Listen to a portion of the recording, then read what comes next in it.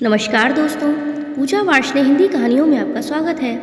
आज की कहानी का शीर्षक है आओ हनुमान जी विराजो।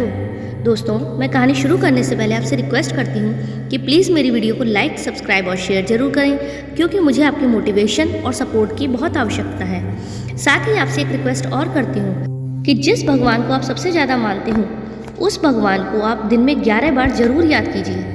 ऐसा करने से आपको लगेगा कि भगवान आपके सारे दुखों का निवारण करने के लिए आ गए हैं। तो चलिए कहानी शुरू करते हैं। एक साधु महात्मा जी श्री राम कथा सुना रहे थे। लोग कथा सुनने आते और आनंद में होकर जाते।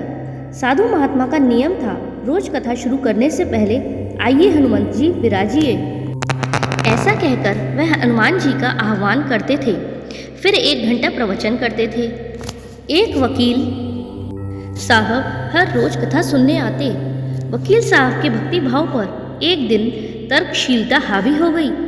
उन्हें लगा कि महात्मा जी रोज आइए हनुमंत जी विराजिए कहते हैं, तो क्या हनुमान जी सचमुच आते होंगे? वकील साहब ने महात्मा जी से पूछ ही डाला, महात्मा जी आप रामायण की कथा तो बहुत अच्छी करते हैं, हमें बहुत रस आता है, परंतु आप जो गद्दी प्रतिदिन हनुमान जी को देते हैं उस पर क्या हनुमान जी सचमुच विराजते हैं? साधु महात्मा जी ने कहा, हाँ, यह मेरा व्यक्तिगत विश्वास है कि जहाँ राम कथा हो रही हो वहाँ हनुमान जी अवश्य पधारते हैं। वकील साहब ने कहा, महात्मा जी ऐसी बात नहीं बनेगी। हनुमान जी आपकी कथा सुनने आते हैं, इस बात का सबूत दीजिए, आपको साबित करके दिखाना चाहिए। महात्मा जी ने बहुत समझाया कि भैया, आस्था को किसी भी सबूत की कसौटी पर नहीं कसना चाहिए।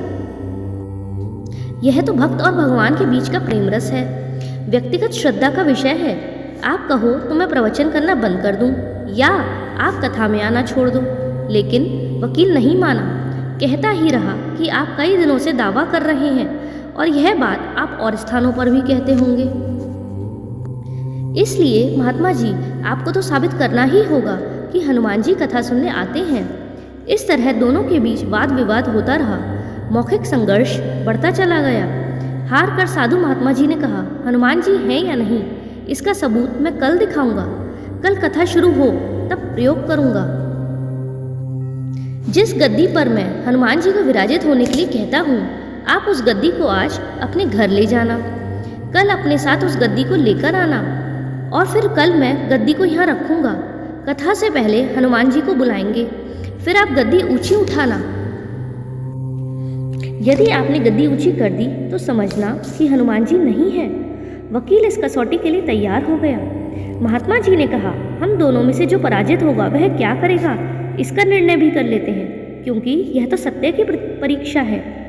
वकील ने कहा, मैं गद्दी ऊंची नहीं कर सका तो वकालत छोड़कर आपसे दीक्षा ले लूंगा। और आप पराजित हो गए तो क्या करोगे? साधु ने कहा, मैं कथा वाचन छोड़कर आपके ऑफिस का चपरासी बन जाऊंगा। अगले दिन कथा पंडाल में भारी भीड़ हुई। जो लोग रोजाना कथा सुनने नहीं आते थे वे भी भक्ति, प्रेम और विश्वास की परीक्षा देखने आए। काफी भीड़ हो गई, पंडाल भर गया, क्योंकि श्रद्धा और विश्वास का प्रश्न जो था।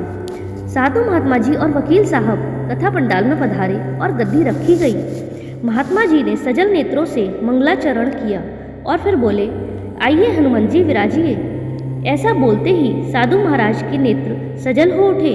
मन ही मन साधु महाराज बोले, प्रभु आज मेरा प्रश्न नहीं है बल्कि रघुकुल रीति की परंपरा का सवाल है। मैं तो एक साधारण व्यक्ति हूँ, मेरी भक्ति और आस्था की लाज रखना। फिर वकील साहब को निमंत्रण दिया गया, आइए गद्दी ऊंची कीजिए। लोगों की आंखें जम गईं और वकील साहब खड़े हुए और उन्होंने गद्दी उठाने के लिए हाथ बढ़ाया, पर गद्दी को स्पर्श भी न कर सके।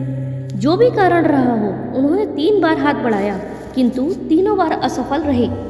महात्मा जी देख रहे थे कि गद्दी को पकड़ना तो दूर, वकील साहब गद्दी को छू भी नहीं सके। तीनों बार वकील साहब पसीने से तरबतर हो गए। वकील साहब साधु महात्मा जी के चरणों में गिर पड़े और बोले, महात्मा जी गद्दी उठाना तो दूर, मुझे नहीं मालूम क्यों मेरा हाथ भी गद्दी तक नहीं पहुंच पा रहा है। अंततः मैं अपनी हार स्वीकार करता हूँ।